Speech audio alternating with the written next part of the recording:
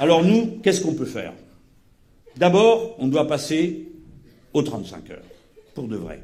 Mes amis, écoutez-moi bien, vous ne laissez pas bourrer la tête. Quand on... Écoute, déjà rétablir 35.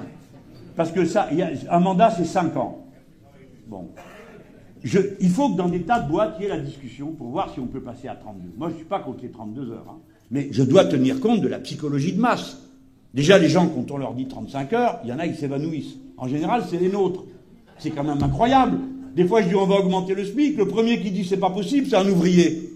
Je dis écoutez, c'est bon, quoi. Laissez faire les autres. Laissez les autres dire d'abord que c'est pas possible, je leur démontrerai. Là, il faut qu'on passe à 35 heures, mes amis. Parce que les 35 heures ont été complètement détricotés. Les gens, ils travaillent pas 35 heures dans ce pays. Ils travaillent 39 heures, un petit peu moins. Et le reste est censé être payé en heures supplémentaires. Quand ils vous enlèvent les heures supplémentaires, c'est fini. Il n'y a plus de 35 heures. Quand l'heure supplémentaire est payée, 25% ou 10%, c'est à peu près le coût horaire du reste du temps. Donc c'est fini, il n'y a plus de 35 heures. Il faut donc qu'on en vienne. Rappelez-vous de ça. Quand on a mis en place les 35 heures, on a créé 450 000 emplois. C'est la période de plus grande création d'emplois, pas ces 450 000 autres, mais tout le reste. Hein, la période de plus grande création d'emplois de tout le siècle. Alors il faut arrêter de dire que c'est la catastrophe à cause des 35 heures. Ce n'est pas vrai.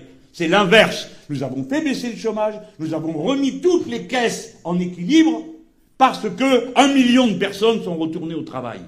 Et quand vous mettez 1 million de personnes qui retournent au travail, les cotisations permettent de rééquilibrer tous les comptes. Et comme vous n'avez plus à dépenser pour combler le trou, eh bien vous pouvez dépenser pour faire autre chose. Autrement dit, le bonheur social, ça contribue au bonheur économique. Voilà la démonstration qu'il faut sans arrêt faire à propos de la réduction du temps de travail. Car elle est inéluctable. La quantité de travail nécessaire pour produire la masse de richesse que nous avons dans ce pays diminue du fait des facteurs qui sont des facteurs qui devraient être positifs. Que la machine vienne soulager la peine du travailleur, du salarié. Que l'informatique vienne accélérer les processus qui nous permettent de connaître, organiser, comprendre. Mais tant mieux, bon sang. On va pas s'en plaindre.